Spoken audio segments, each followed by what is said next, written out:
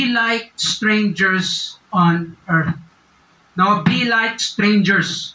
So the Bible uses the term strangers or pilgrims na sa binasa po natin. Kasi yan po ang isa sa mga picture of our life, no, as Christians in this world. That we are called and considered as strangers on earth. When we say strangers, hindi lang yan basta hindi kakilala. No, ibig sabihin po yan, another word dyan is foreigner. No, we are a foreigner, strangers, pilgrims, or ibig sabihin ng pilgrims, traveler, or sojourner. No, yan po ang isa sa picture ng buhay po natin na ginamit ni Peter sa mga Christians.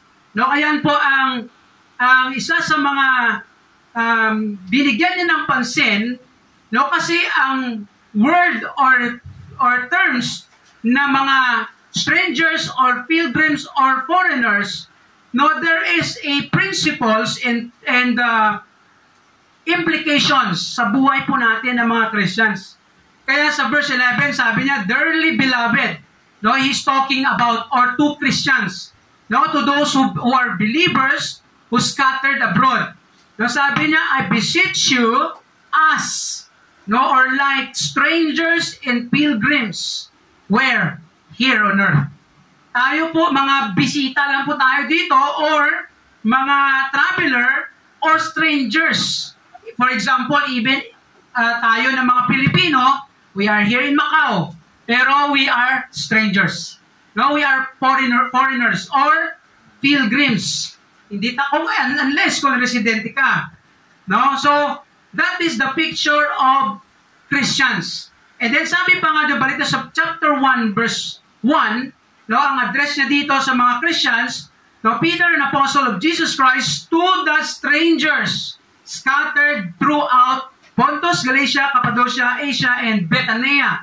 As we are thinking or as we are pondering, studying, ang mga Christians na ito, mga scattered abroad, no, kasi na-persecute sila and they were scattered, and their address or their identity na sinabi dito ni Peter is strangers. No, tinawag po sila na strangers, pilgrims.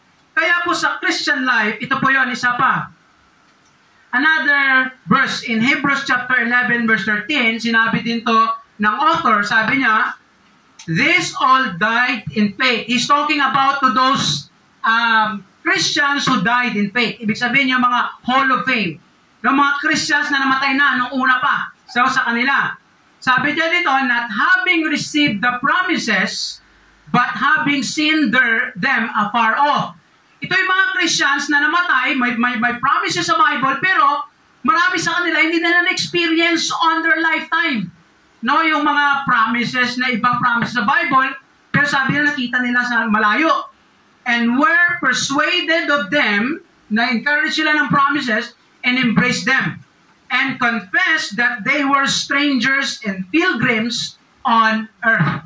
He's talking, or the author of Hebrews, talks about the Christians who died earlier, no, sa kanila. Tinawag din sila ni Paul, kasi Paul kasi ang most commentators believe ng author ng Hebrews, strangers and pilgrims. Kaya po tayo na Christian, hindi po tayo talaga taga rito sa mundo. No, bakit po natin masasabi yan? Let's go to Ephesians chapter 2 verse 19.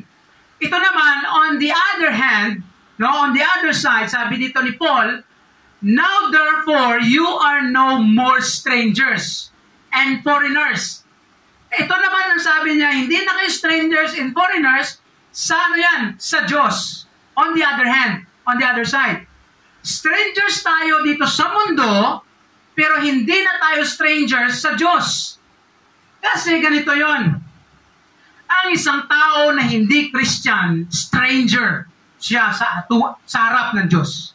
Ibig sabihin, hindi ka kilala ng Diyos, wala kang relationship sa Diyos, you cannot be in heaven, you cannot be in God, you are not belong to the family of God, you are stranger.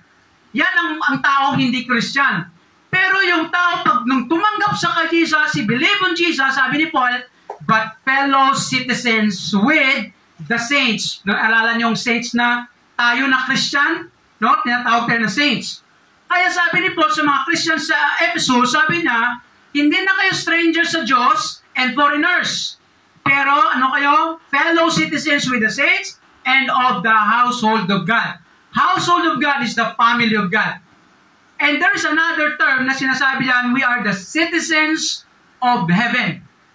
In other words, strangers tayo sa mundo, pero ano tayo? Citizen. Ang citizenship po natin, spiritually speaking, sa heaven with God. Kaya, tayo na mga Christian, hindi po tayo permanente. Dito sa present na world, kasi of course, ang final end or ang final tayo natin na place is heaven and earth or new heaven and new earth. Parang dito pa rin.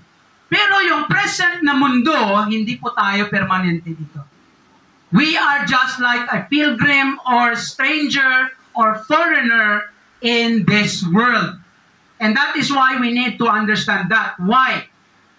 Because there are truths and principles that God wants us to understand if we are strangers here on earth. Kaya makikita din natin na makaka-relate din tayo sa buhay natin dito bilang mga OFW or not citizens of this country unless sa mga residente natin dito. So the question is this: how to live like strangers on earth as Christians? Paano tayo mamuhay bilang isang stranger o stranghero sa mundo na ito? Because tayo, hindi tayo talaga taga rito. Pastor, hindi ko taga rito. May address ako, may bahay. Yes! We are citizens of the Philippines. We have, may bahay tayo doon tayo. That is an earthly citizenship. That is secondary. But the primary citizenship of us as Christians is in heaven with God. Doon po ang final natin na place with God. Yun po ang atin na citizenship. Kaya yun ang ini-emphasize ni Peter. So, ang question is, how to live like strangers on earth as Christians.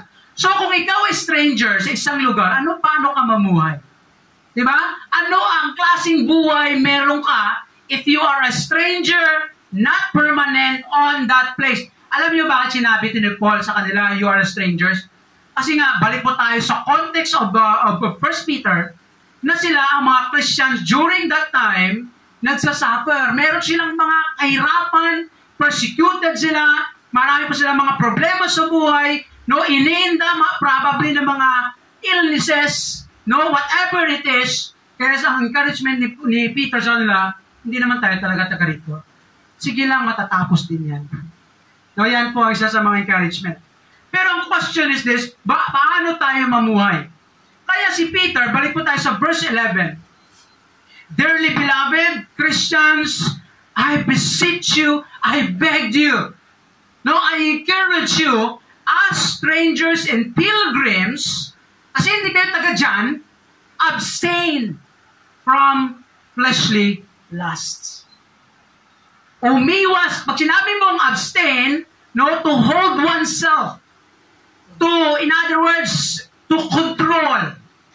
You need to abstain or control yourself.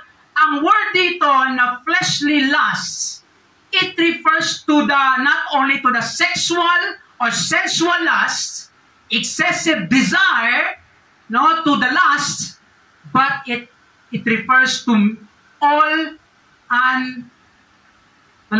sa lahat ng hindi maganda, especially excessive and evil desire of the flesh. By the way, ang Bible, sa ginagamit ang word na flesh, hindi po yan refers sa physical and literal flesh na laman. It speaks of the spiritual, sinful nature of ourself. Kaya po, ang makikita po natin dyan, na principle and truth sa atin, sa program natin dyan, sa outline po natin, how to live as strangers on earth as Christians. Number 1, here's the thing that we need to do. Control yourself. You need to have this self-control. Ibig sabihin, ang word na abstain, to hold oneself, kailangan meron kang pagtimpi sa sarili mo. Because ang word na self in the Bible, Hindi lang yan, basta self, I love myself. Di ba yung mga tao ganon, I love myself. This is myself. No? Actually, ang word dyan na self sa Bible, nakukonsider at nare-refer yan sa sinful nature or ang tawag natin kanina, flesh. No? Ang makasalanang ugali. Kasi alam niyo po ba, tayo na tao, wala pong tao na talagang parang perfect na ako. Wala. No, walang tao na talagang sabi nila parang walang kahinaan. Alam niyo, may isang tao na nagsabi, ako hindi ako mahina dyan. O wala akong kahinaan, parang alam, ayun. The moment you say that thing, patay ka. Bagsak ka na. Kaya yun nga, may kaibigan ako nagsabi, kaya ako nadadala sa temptasyon ng babae. Lakas-lakas ko. Pero later on, ano nangyari? Dalawa yung, ang panganay. No, kasi lakas-lakas daw because he bragged of his self. And that's why, it's very dangerous that you misunderstood yourself. No, pag mali yung pagtanaw mo sa sarili mo, patay ka. Kaya ang tanong ganito, how can we control ourselves? Paano na tayo magkaroon ng self-control? How can we control our sinful self? Di ko ata nalagay, ang description dyan is sinful self. In our outline, you can see that. So, of course, the first thing that we need to know and to do is to acknowledge your sinful self. Kailangan i-acknowledge, i-accept, or i-recognize natin ang sarili natin na makasalanan tayo. Kaya di ba, kahit sabi, Pastor, di ba Christian ako, na-save na ako, pinatawad ng kasalanan ko? Yes. You are saved, you belong to the family of God. Sabi ng Bible, you are set apart or holy in the presence of God because of Jesus yan. Because Jesus, is standing before us in the presence of God. Kaya tayo, saint, holy, or banal tayo sa harap ng Diyos, but in our inner being, makasalanan pa rin tayo. We are still sinners. We are still have this great tendency to do sin in life. And that is why we need to have self-control or control ourselves. And that is why, number one, acknowledge. Recognize. Alamin natin, ano ba talaga ang sarili ko? Ano ba talaga ang especially ang tinatawag nating kahinaan? May kahinaan ba tayo? What is your weaknesses? What is my weaknesses? By the way, hindi lang weakness isa, but most of the time, we have a lot of weaknesses. Kaya ang Bible, nagbibigay po sa atin ng guidelines. Paano mo malalaman na mahina ka? Ito po yung mga kahinaan na sinasabi ng Bible. Sabi dito, now, in Galatians chapter 5, verse 19, dinescribe ni Paul ang gawain or mga bagay na ginagawa ng flesh or sinful nature sa ating sarili. Which are this? Ang mga inner natin na mga desire, adultery. Very known yan sa atin. Alam naman po natin anong tinatawag na adultery, right? It's a self-explanatory. It's very well known. Ano pong adultery? May another one ka. If you are married. Kung kasal ka, then you take another one, that is adultery in the Bible. And that is sin. And that's the work of the flesh. That's the condemnation, or that is sa bagay na disgusting in the presence of God. And that is why Paul is telling the Christian, this is the work of the flesh. Of course, ito yon. Tandaan natin. Yes, it is understood. If you are not yet a Christian, then you involved with this. Kasi alam niyo po, tayo na tao, very common na ito sa mundo nag-enjoy ang mundo dito. Pero sa Christian, it should not be. So, if you're not yet Christian then you involved with this, understood. Because when you ask forgiveness to the Lord, when you receive Jesus, forgiven. Wala na yun. But it's hard to understand if you're a Christian but you're still enjoying this.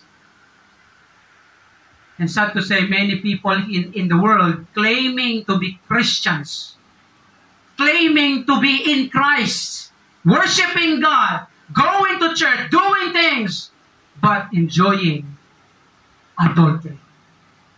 Kaya po sa Christian life, we must take this down because it is the work of the flesh. Ito po ay hindi maganda sa harap ng Diyos. Kaya sa Christian life, iniremind ni Paul ang mga Christians, ito trabaho o gawain ito ng sarili natin. Lahat po tayo nito may weaknesses or temptation. Temptation to sa buhay natin. Fornication.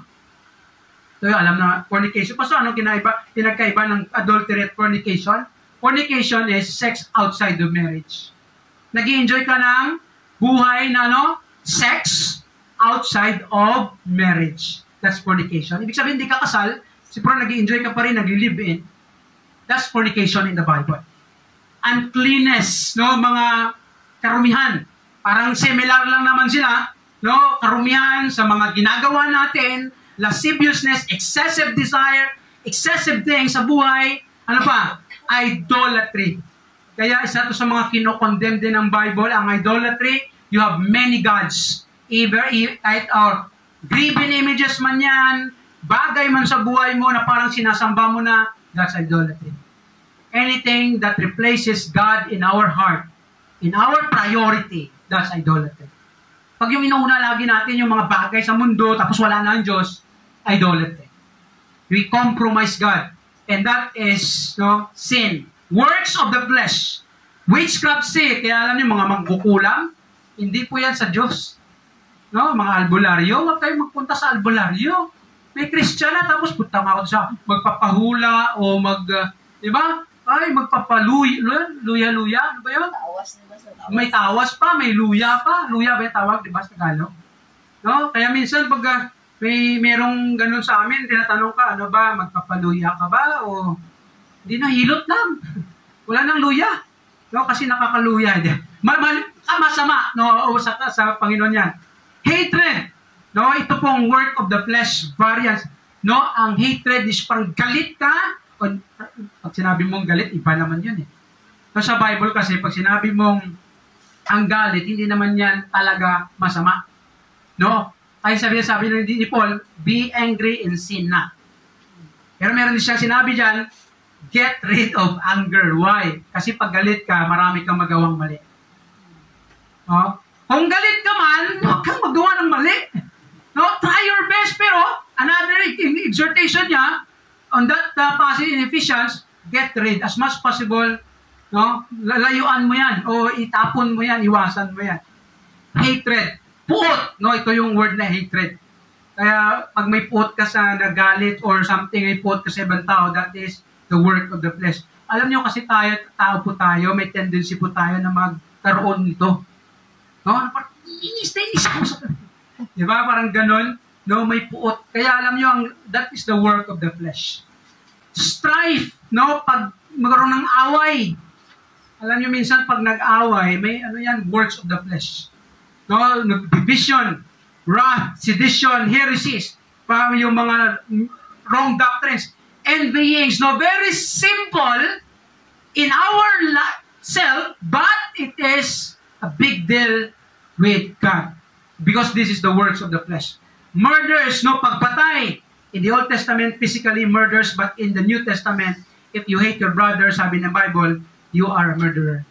Pag may galit ka, may puot ka sa isang tao, sa kapatiran o sa kapatid mo, you are a murderer. Drunkenness, pagkalasing. Kaya isa sa mga problema sa mundo ito, revealings. Hindi lang ito problema sa mundo, but problema ng tao. Kaya ito po yun, tandaan natin, ang tanong is this. In these things, what are your weaknesses? Saan ka ba mahina? Saan ka lagi dyan nahuhulog sa bagay na ito? Saan ka lagi na parang parang hindi ko na kaya. Pastor, hindi ko na kaya. Sige na lang. May isang storya na may temptation. Yung malapit, Lord, please protect me. And the temptation is, alam mo yun, lapit ng lapit. Lord, please protect me. Tapos hanggang sa yung temptation lumalapit na. Nandun na. Thy will be done. They will be done. Bakit?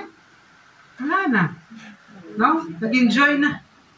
So, a consequence is there. Kaya sabi ni Paul dito in verse 21, such like of which I tell you before, as I have also told you in time past, that they which do such things shall not inherit the kingdom of God. Ano ibig sabihin ni Paul dito? He's not saying kung hindi mo to ginagawa, mapapaheaven ka. No. He's saying that those things, those people who does these things, nag-i-enjoy sila dito, ito po ang buhay ng mundo. Kaya po sa Christian, ito po yung lifestyle of not Christian of the world, we need to abstain. We need to control ourselves because we have a lot of temptations, weaknesses in life that we need to recognize and ano next natin gagawin? Avoid your sinful self. Ang point po natin dito, kung alam mo yan, kahinaan mo yan, iwasan mo na. Right? Alam mo, dyan ka mahina eh. Diba? Huwag ka na lumapit. Kaya si Eva nagkasala, alam niyo kung bakit? Lapit-lapit siya doon sa puno.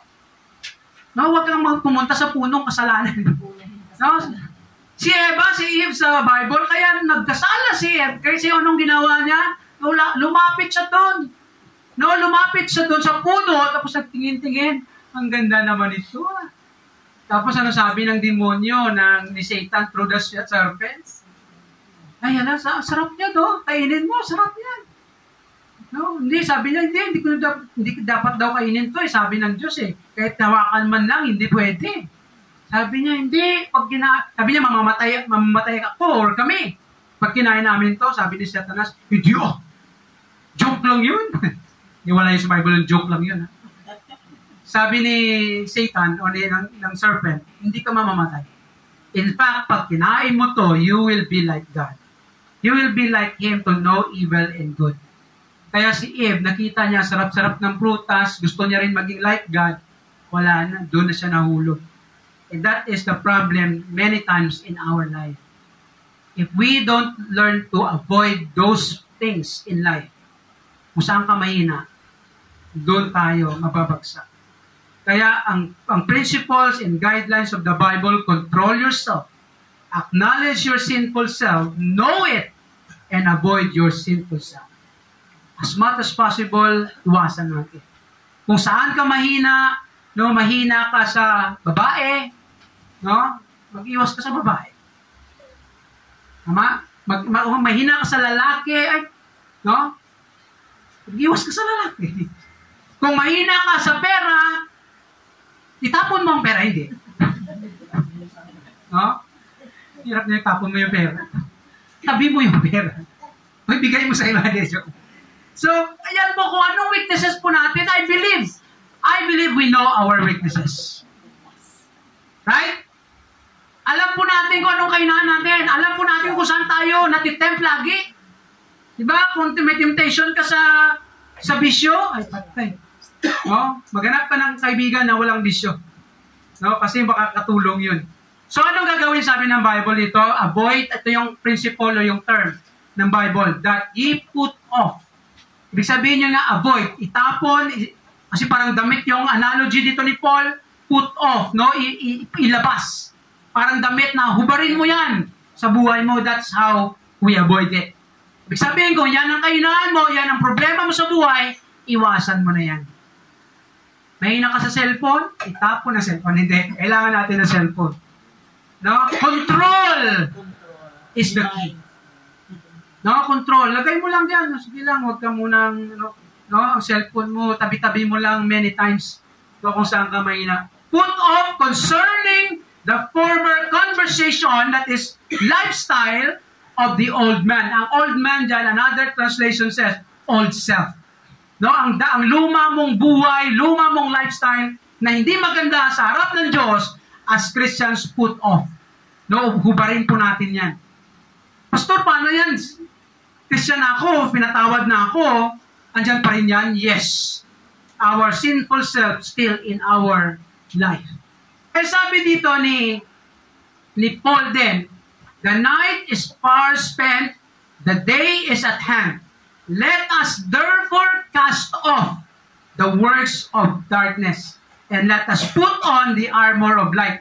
So, cast off or put off, no, analogy of dress, itapon para masuot mo yung another na damit. Actually, armor yung ginamit niya dito. Cast off, or put on. No, that is the two things. So, magawa natin yung principle yan later. Here's the thing that we need to understand and remember. Each of us have sinful nature or self. Lahat po tayo, meron tayong makasalanang ugali. No, may sinful nature tayo that wants to control us day by day. Meron po sa atin, na, sa sarili natin, sa inner being natin, parang yun ang kukontrolling ka na parang hindi mo na magawa ang tamang bagay sa harap ng Diyos. Mga bagay na gusto ng Diyos, hindi mo na magawa because you are following your flesh, your sinful nature. Nag-i-enjoy ka sa bagay na merong bagay sa mundo na hindi naman ganun kasama. Right? Pero pag sobra na, masama. Tama? Facebook, di naman niya masama eh.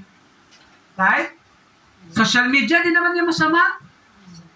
Pero kung lagi ka na ng social media, wala ka na. Especially, wala ka ng time with God in your prayer, in your meditation, reading the Bible. Yun ang napapasama.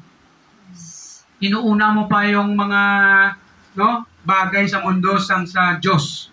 So, therefore, we must be responsible in knowing it, alamin po natin, in learning how to control it. Kasi alam niyo po, kahit gaano tayo ka-mature o Christian na mature, kahit gaano katagal, ang kainaan natin, andyan lang yan. Kaya sabi nila, your weaknesses is your weakness. Ang kainaan mo, andyan lang yan. No? And your weaknesses will make you weak. Yan ang nagpapahina sa atin. Kaya sa Christian life, we need to understand or we need to acknowledge or recognize it and be responsible how to control it. No, of course, isa yan sa mga principle na makikita natin and another truth there, kung paano natin yan ma-overcome. Of course, the principle there, combat. Ang combat is warfare. Magipaglaban tayo with yourself. Bakit? Ayan po sinabi ni Peter sa verse 11. Balik po tayo. Yun ang sinful nature natin or fleshly lust, which war against the soul. Andyan po sa loob natin na nag-aawa yan. Alam niyo yung pinaka mahirap na kalaban natin? Sarili natin. Right? Ang kalaban natin. Si Satan nandyan sa labas yan. Evil spirit, temptation nandyan. But the hardest enemy that we are facing in this world is ourselves. Sarili natin. Why? Because of a lot of desire, evil desire, caused by the sinful nature, na nagdun, sabi niya, war against the soul. Kasi kaya tayo, we are in the battlefield every day, nakikipaglaban tayo. Kaya sabi dito ng balita sa Galatians chapter 5, for the flesh, ang sinful nature, lusted or nakikipaglaban against the Spirit of God. Kasi balik tayo sa last time, tayo na Christian, the Holy Spirit is residing, nakatira sa atin. And the Spirit against the flesh. Ang Spirit of God nakikipaglaban sa sarili natin, and these are contrary the one to another. Kaya alam niyo po, there's a battle inside. Pero pag struggle, kaya alam niyo po, Christian tayo, hindi madali ang buhay ng Christian, nakikipaglaban tayo. Right? Every day, anong battle mo in life? Parang ayoko na Anong mga battles or struggles mo in life? Gusto mo na lang humiga, gusto mo na lang, di ba? Wala ka nang gagawin. Or something that your flesh, yung sarili natin, yung sinful nature natin, tinutulak ka. Sino kayang pwede ko dito man? Communicate? Baka alam mo yun? Sino kaya pwede ko dito laro? Alam niyo, that is the problem of the flesh. Nakikipaglaban yan sa atin, sa sarili natin with the Spirit of God. so that ye cannot do the things that ye would. Ang ginagawa ng sinful nature natin, hahatakin ka sa bagay na ayaw ng Diyos para hindi mo na magawa ang dapat mong gawin bilang isang Kristiyano. And that is our problem. No one is exempted with that. We even us as pastor. Lahat po tayo. Alam mo, hindi pastor yan. Ano yan? Hindi, I have battles every day in my life. Battle with the temptation of social media, temptation of the things of the world, flesh. Good thing lang, araw-araw kami nagko-communicate ng asawa ko.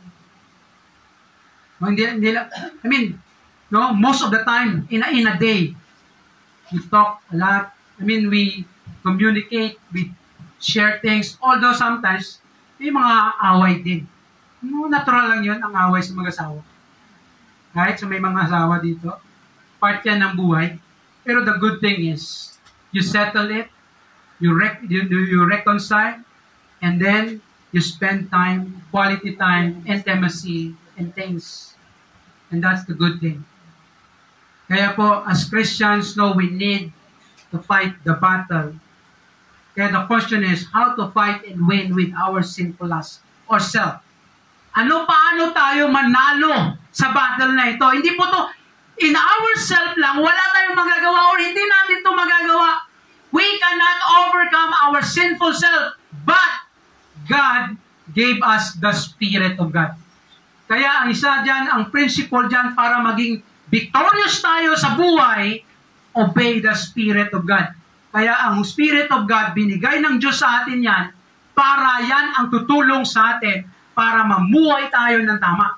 Kaya sabi dito ni Paul in Galatians chapter 5, verse 16, "This I say then," kayo na mga Christian, walk in the Spirit.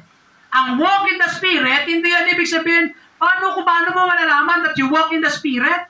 In other words, you obey the Spirit. Kasi ang Holy Spirit, nagbibigay yan ng guide. Kinukonvict ka. Masama yan. That's the work of the Holy Spirit. Kaya pag nire-remind ka ng Holy Spirit na hindi maganda yan, nakukonsensya ka, yung sabi na, konsensya doon. Alam niyo, that's the work of the Holy Spirit. In your inner self, in your inner mind, the Holy Spirit is convicting you. Mali yan, hindi tama yan. Huwag mong gawin yan. Alam niyo po ba, if we obey that guide of the Holy Spirit of God, ikaw din mabibless. Totoo yan. If we follow and obey God, He will bless you. I had a temptation just this week. Isa akong temptation na isang bagay na naiwan yung kasama ko. Baka nanood siya niya. Tapos, hindi niya alam, there's something very important inside. Nung nakita ko, grabe, ano naman ito? Alam yun, merong isang IP camera, CCTV na naiwan yung kasama ko. Parang sa kanya lang, parang baliwala. Ay, naiwan ko yun. Sige lang, ano lang. So, nung tinignan ko, meron palang 512 gig na memory. Sabi ko, ano kaya? Hingin ko kaya to sa kanya. Parang temptation, or pwede ko, hindi niya alam to, pwede ko to kunin. Tapos ibigay sa kanya, yan yung CCTV mo. Yung gano'n, yung temptation, sabi ko, no, it's not good. It's not right. Kung hingin ko man siya, parang gahaman na ako. Hindi yan. Temptation. No, ikaw ba naman 512 gig? Di ba? Madalang mo na makita yun. But sabi ko, Lord, no, I need to keep it and tell Him, this is your camera, I will keep it. And ibibigay ko to pag dumating. So, ayan ang ginawa ko. And then, nung umuwi na ako, papunta sa bahay ko. Sa bahay ko, sa kabilang work, may 40-inch MI-TV na nadaanan ko. Walang sira. Smart. Sabi ko, Lord, thank you. It is better than the things. Kaya alam niyo po, when you obey God, there is blessing. When you you experience victory in one thing, no, there is blessing. Kaya po as Christians, no, we need to understand this. This is God wants us to do. Ang walk in the Spirit, the same as be filled with the Spirit, and the word be filled means to control. In other words, you let the Spirit of God control you, or you obey, no, the leading and guidance of the Holy Spirit in your life. Kung anong kino-convict ng Holy Spirit sa iyo, just follow it. Because that is how we combat and win the battle. Of course, it also involved with the Word of God. Kaya ang Holy Spirit and the Scripture of God or the Bible, works together. No, magkasama po yan sila. Kaya sabi dito ni Paul in Ephesians chapter 6 verse 17, sa armor of God, sabi niya, take the helmet of salvation and the sword of the Spirit. No, ang espada or tawag nito armas ng Holy Spirit, which is the Word of God. Kaya ito po yun, ang Bible, is very important in our battle in life. Kung may kahinaan ka, kung may mga struggle ka, just go to God. Lord, ano bang tama? Ano bang dapat gawin? God will be with you. If we follow the principle and guidelines of the Word. And that's why we can say, last time I shared this to you, Hebrews chapter 4 verse 12, for the Word of God is quick and powerful. No? Mabilis at saka makapangyarihan sa ano? Sharper than any two-edged sword, piercing even to dividing asunder the soul and spirit of the joints and marrow, and is this discerner of the thoughts and the intents of the heart. It is the Word of God who will convict us. Kaya minsan, pag nasaktan po tayo sa salita ng Diyos, praise the Lord. Because that's the way God help us. The Bible is not only, parang alam mo yun, parang gusto mo lang marinig yung mga bagay na gusto natin na parang hindi tayo masaktan. No, the Word of God is powerful. No, it is piercing the heart, actually in other translation. Kaya pag nasaktan po tayo ng salita ng Diyos, praise the Lord. God wants you to do something. True victory over our sinful nature or lust comes from God's Word and God's Spirit. Therefore, we must spend time daily with God's Word and with God's Spirit in prayer. Kaya po sa Christian, importante po ang Bible. Nagbabasa po ba tayo ng Bible sa buhay natin o sa araw-araw? We practice it to read the Bible, meditate, sa passage, either one verse or maybe pakinig ng isang message from the Word of God. Pwede mo magawa yan anytime, right? Sa technology ngayon, yun ang advantage. Dami ka nang pwedeng mga apps or guidelines or devotionals or even preaching or teaching, mag-ingat ka lang.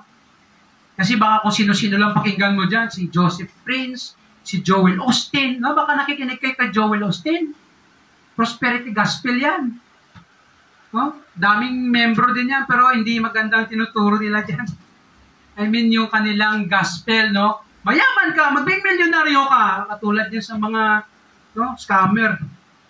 Kaya po, we need to be careful din. Of course, choose a person who you want to listen to if you want to learn more.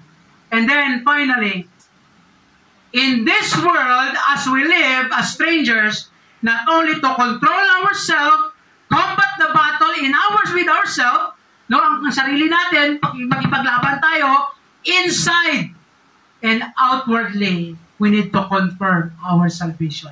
Yan po ang sinabi ni Peter sa verse 12. Kaya sabi niya sa mga Christians, having your conversation, the word conversation, di lang yan pakipagkwentuhan, but it's a lifestyle. Honest among Gentiles. The word honest, it is another translation says honorable. In other words, pure or without hypocrisy, without guile, without pretension. You are living a life pleasing to God. Ano po yung masasabi natin yan? That whereas they speak against you as evildoers, Kasi, di ba, balik tayo sa kanilang context. Ang mga Christian, pinipersecute kasi sinasabihan sila ng hindi maganda. Kayo, mga heresy kayo, mga evildoers kayo, lahat na lang ng mga accusation na hindi maganda, sinasabi sa mga Christians. So sabi ni Peter, sige lang, mamuhay lang kayo na honorable, respectable sa mga Gentiles. Ang Gentiles po dito, it's not a racial Gentiles, but it is the term that refers to non-Christians or unbelievers. Ibig sabihin, sabi ni Peter, among the Gentiles, sige lang, mamuhay kayo na Kristiyano. Ano po yung ibig sabihin? Sabi niya that they may by good works sa inyong kabutihan which they shall behold, makita nila, glorify God in the day of visitation. Ang keyword po dito para ma-confirm natin our salvation is good works. Pastor, ano yan? Kung hindi ka good, hindi ka ligtas. By the way, let me explain or clarify this. We are not saying that you will do good so that masave. Hindi po ganun. Kasi yung concept ng karamihan ng mga tao, kahit minsan yung mga claim to be Christian hindi basta mabuti ka lang, gumawa ka lang ng mabuti, ligtas ka na. No, that's not right. That's wrong. Because the Bible says, gumagawa tayo ng Christian ng mabuti dahil tayo ay ligtas. Ibig sabihin, ang good works natin, nagko-confirm, nagpapakilala o nagpapakita na ikaw ay totoong ligtas. Confirmation Kaya ang totoong Christian, gumagawa talaga ng mabuti. That's the evidence. Pero hindi ibig sabihin na kung ikaw ay good, save ka. Kasi maraming taong mabait, pero hindi talaga ligtas. Paano masabi yun? Hindi nila kilala si Jesus o hindi siya tumanggap kay Jesus. So, ano po yung principles dyan? How to confirm our salvation in this world? Number 1 is speak godly words. Kaya mag-ingat po tayo sa mga sinasabi natin. Yung mga salita natin, season with salt. Yan ang sinabi dyan ni Paul sa Colossians. Let your speech be always with grace, seasoned with salt, that ye may be know that ye ought to answer every man. So he speaks about the speech. Ano pa? Sa Titus chapter 2 verse 8, sound speech, ibig sabihin sound right, correct, or good, that cannot be condemned. Na hindi siya makondena ng tao. That he that is of the contrary part may be ashamed, having no evil thing to say of you. Ibig sabihin, sabi dito, advice ni Paul sa pastor, sige lang, kung ano man accusation sa iyo na hindi maganda, kung hindi man tama yan, just be good. Just do good. Because kung gumagawa ka lang ng tama sa harap ng Diyos, mapapahiya ang mga nag-aakusa sa iyo. Right? Just follow God. Do what God says. And those who are accusing you that is not right, they will be put to shame. Sabi yan ni Paul sa kay Titus, which is the pastor. Kasi minsan ganito yun. May mga accusations sa tao na hindi talaga tama or hindi siya right. Ng mga accusation. So, kung ikaw ay nakasuhan ng hindi tama, gagawin mo lang pinapagawa ng Diyos. Later on, those people who accused you will be put to shame. Because God will be with you. He will reveal, and He will, ipakita niya yan sa mga, nag-accuse if ever there is. Kaya speak godly words. That is the advice of Peter and Paul. Show godly works. Kaya tayo, ang word yan, good works, that is the works that God wants us to do. And it is also related to what Jesus Christ said to His follower in Matthew 5:16. Let your light so shine before men. Ipakita nyo ang liwanag nyo sa tao. Ang liwanag na yan is good works. Mabuting gawa, hindi lang mabuti sa harap ng tao, but mabuti sa harap ng Diyos. Kasi maraming good sa mundo, pero bad sa Diyos. The good works here that Jesus Christ said is the life of Christ. Ano ba buhay ni Jesus dito sa mundo? Kung nandito siya. Kaya isa sa mga advice ni Paul din, Romans 12:17, recompense to no man evil for evil. No, huwag tayong mag-rest back, gumawa din ng masama. No, kung may nagawan tayo ng masama ng ibang tao, be not overcome of evil, but overcome evil with good. Kung ginawan ka ng masama, sige lang, do good. Just do the right thing before God. Because God will be with you eventually. Kaya po sabi dito ni Peter, sabi niya, kasi yung good works niyo yan, pag nakita nila yan, mag-glorify ang Diyos. Katulad yan sa Matthew 5 verse 16, they may see your good works and glorify your Father which is in heaven. Kaya ang totoong Christian, gumagawa po ng tama. Ang totoong Christian, para mag-glorify ang Diyos, we need to do it. To confirm your true salvation, gumagawa ka ng tama or nagbabago ang buhay. Yun ang nagkamaganda.